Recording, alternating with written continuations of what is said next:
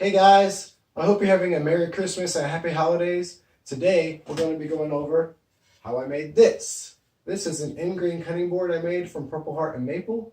I made it for my family's white elephant gift-giving gift. And the reason why I'm showing this video now is because that gift-giving process is probably over with, and now my family can see the video of how I made it without spoiling the actual gift itself. So, as you can see, it's a brick pattern. It's Purpleheart and maple. In this lighting situation, it looks a little darker than it is in natural light, but it still looks really vibrant and purple when you're outside, which is good. I'm going to show you how I made this, all the steps I went through, and I'm going to tell you some things I might change if I had done this a second time. Let's get to it.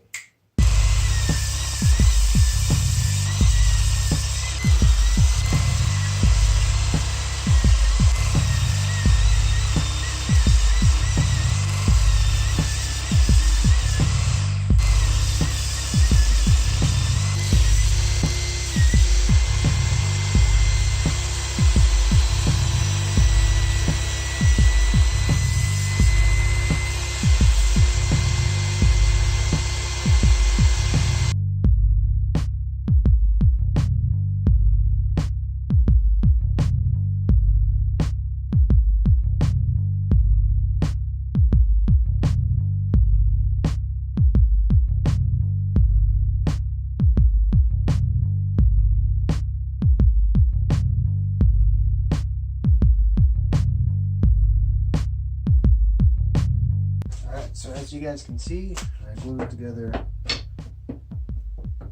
8 of these. Here's the 9th one. I just put glue on the ends. Smeared it around. Now I'm going to glue up the last set. These are going to be on the brick pattern. It's going to be the long lines of grout.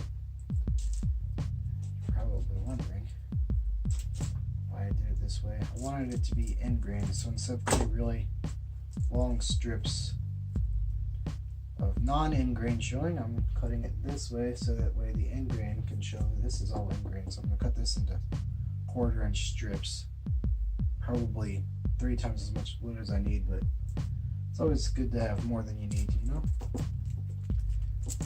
Probably also wondering how I'm planning on making these line up. So I have clamps for clamping. See, it straightened it out. Push that down. Push that down. Watch this. It's straight. Look how fun that is. Push down, make sure it's level as can be, since they're not all perfectly exactly the same thickness. Oh, really close though. I'll tighten it.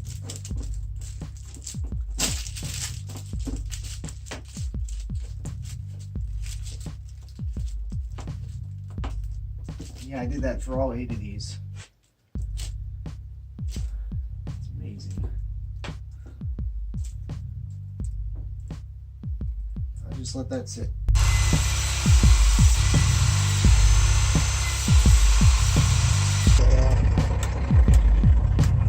Heck, I could just raise this up a little bit.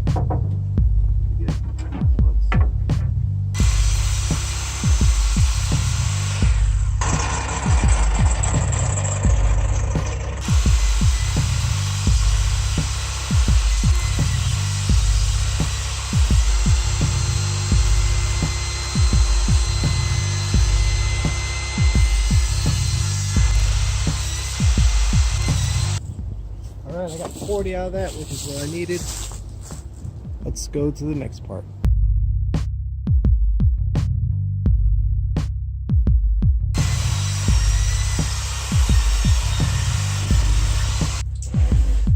Let's declamp.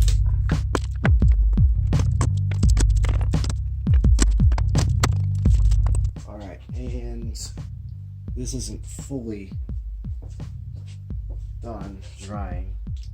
We're actually shifting how we're clamping this because this wax paper makes it so it's really wet. You can see how it's still wet on the bottom.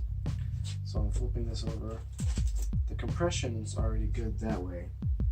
But I'm going to clamp it down this way because I need to get this glue down here that's wet still to squeeze out a little bit between these cracks. I'm going to do that by putting clamps back on against the table this time.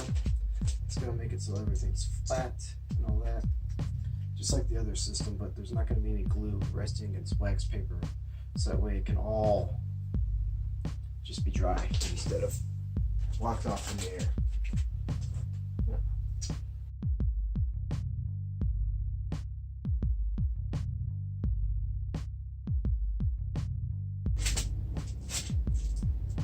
There.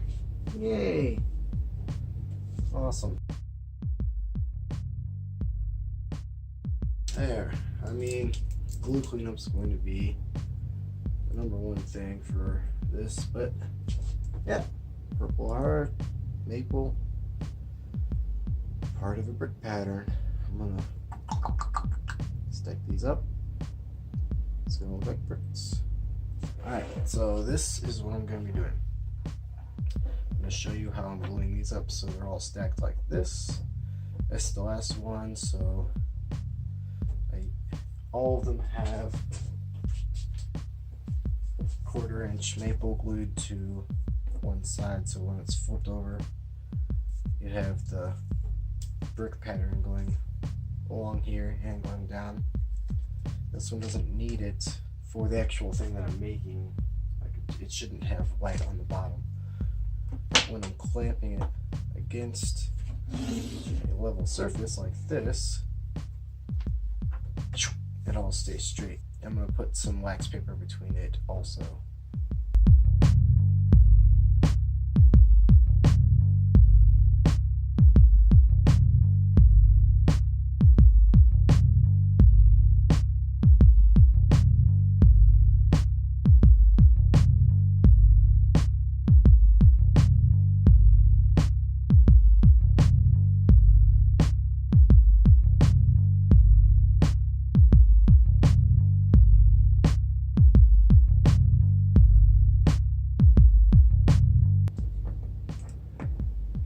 So now all these pieces are squished this way, pushing all the glue out the cracks, and clamped this way to make them all parallel to this blue line, which is perfectly straight.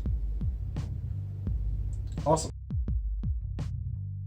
Alright guys, so today, please excuse all this mess. I'm still making everything work good in my workshop. I'm going to be using this style of clamp where I have these wedges that slide. I tap them in and it pushes this forward. Yeah, so I'm actually going to do a time lapse of this so I don't waste my phone battery. You guys can see it go fast. It's going to be fast, guys. And I'm just going to place all the wood here with the glue and probably put a weight on top. And that's going to be what I'm going to do.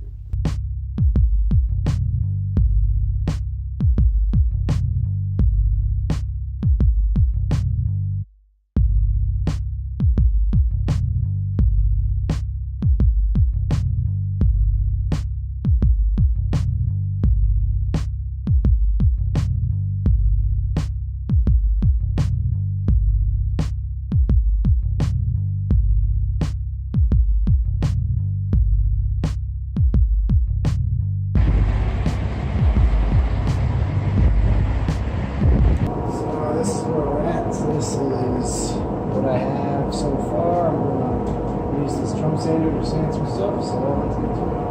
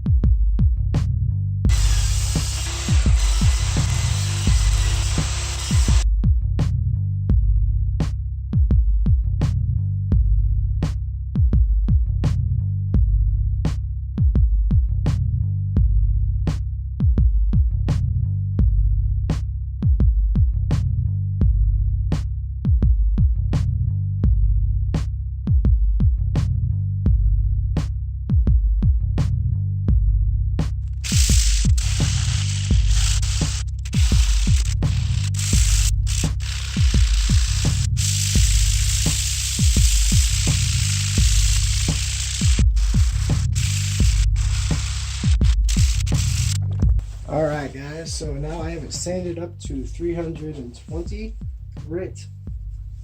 I'm going to very lightly wipe it off with some alcohol, let that dry. Get my hands all dust free, make everything dust free.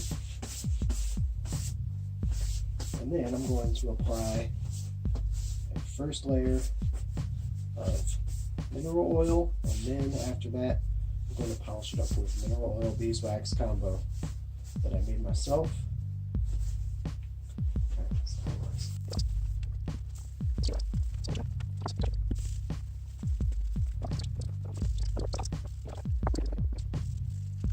I'm gonna let that air dry for a little bit. It's dust free now. My hands are dust free. Here we are. Let's get a little bit of mineral oil on there. This is all food grade, so it's totally exactly what I should be doing.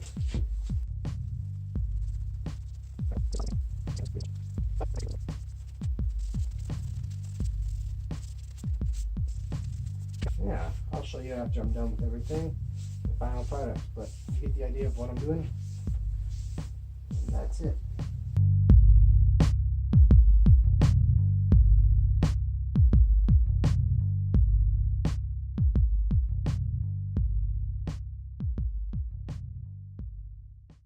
So one of the things that I might have changed next time I made this is to make the actual cutting board thicker.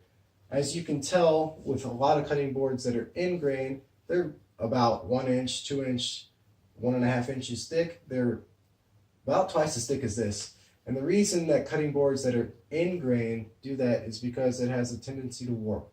This one is already starting to warp a little just from having it sit out and having one side exposed to air and one side not exposed to air. That's just how in grain cutting boards are. It's not going to be a problem with this one, and the limit I had for the price for our white elephant was low enough that I can justify it, but if I was making this for a customer who ordered it, I would definitely go with at least a 1.5 inch thick cutting board, and I think it would be priced appropriately, and I'll be able to sell it for something I'll be totally fine with, because Purpleheart is a little expensive, in case you're wondering. Other than that, I think I would have learned from what I had done now on how to glue up a little bit better, but I think it turned out pretty well.